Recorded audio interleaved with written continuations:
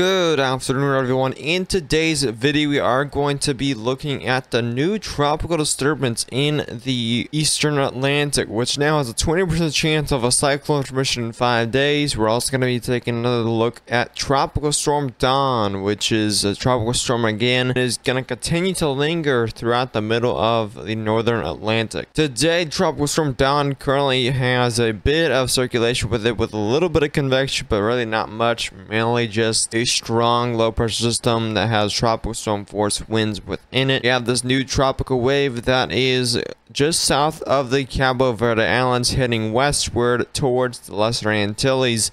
This does have a small chance at forming into our next tropical storm, which will be Emily if this does get named, which is not looking likely as of this time. You just have a graphical tropical weather look from the National Hurricane Center. As you can see, Tropical Storm Dawn currently has maximum sustained winds of 50 miles per hour and a minimum central pressure of 1002 millibars. Located at 34.4 north, 42.7 west, and movement is west-northwest at 8 miles per hour.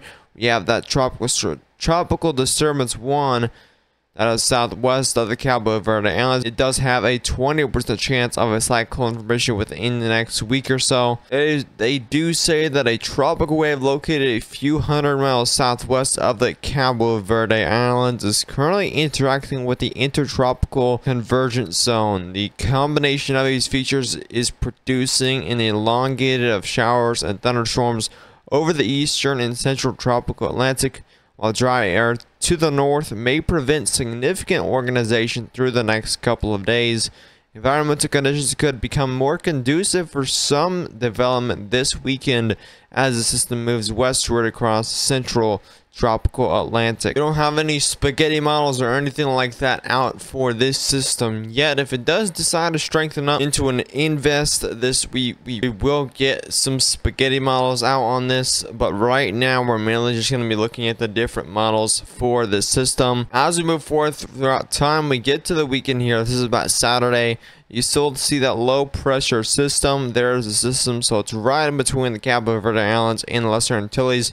By Sunday, continues to move westward as we head throughout Sunday, and then we get to Monday. This is continuing to not look very favorable at all for a tropical storm Emily, given that we only have a 20% chance of this developing so far. The GFS model just takes us into the Lesser Antilles, bringing a little bit of rainfall with this, goes into the Caribbean, and pretty much does nothing from there on out. Now, according to the European model, it's a little more interesting, and the Euro has it just kind of moving slowly westward across the Atlantic this weekend, kind of staying around the same strength, and those isobars kind of staying the same as it heads westward. You see that big old high pressure over here in the middle of that Atlantic. That's what's just kind of guiding this westward into the Caribbean. Look at the 00Z run. That was the 060 run, so it's not very long of a model, but looking at the 00Z run, it looks very similar to what the GFS has it doing, strengthening maybe into an invest this weekend, but I don't see it strengthening into a tropical depression or even tropical storm at this point. We're definitely gonna continue to keep our eyes on this, as it's hurricane season and anything can really happen.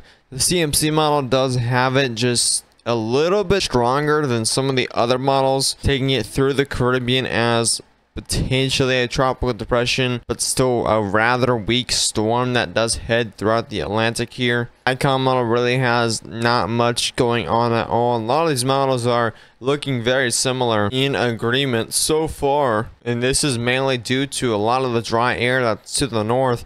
We also have quite a bit of wind shear that's also affecting really any development west of the Cabo Verde Islands as of right now. Looking at some of those shear tendency values, you can see here, this is the Caribbean. Right down here we have a wall of very strong shear that is pretty much a force field right now around the Caribbean. We have no shear at all around the Gulf of Mexico, but then again we have this big wall of shear that's pretty much protecting the Caribbean right now. We have a little bit of a bubble here of very low shear where it could potentially strengthen up a little bit, but then it's going to hit that wall of shear that is just over the Lesser Antilles, which pretty much tear it apart from there on out. Looking at the latest sea surface temperatures for the northern Atlantic, starting off across the main development region, we have quite warm waters, and this is pretty much normal for the main development region. We typically see around 28 to 29 Celsius down here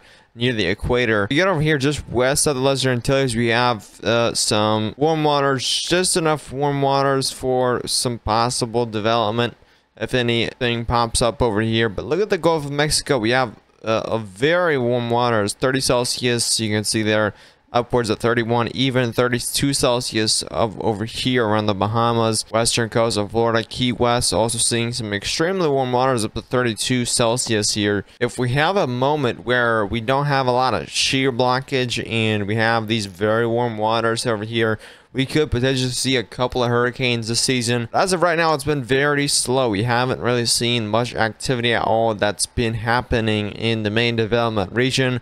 We have seen Tropical Storm Don just kind of lingering out in the Atlantic. That's only our fourth named storm. This is definitely not as active as we saw the past 2 years or so, but it is July. We haven't hit peak hurricane season yet. That is still a few weeks away, about 4 or 5 weeks away. We get to around early September. That's when we'll really take notice on any potential hurricanes. If any hurricanes decide to pop up, it'll be around that time. So stay tuned for more videos. This was kind of a short update video on the tropics, and we got that new disturbance, which was noticed by the National Hurricane Center. I'll keep you updated on that. Subscribe to the channel if you want new and turn on post notifications so you won't miss a single upload or live stream this tropical season. As always, I'll see you in the next one. Stay safe.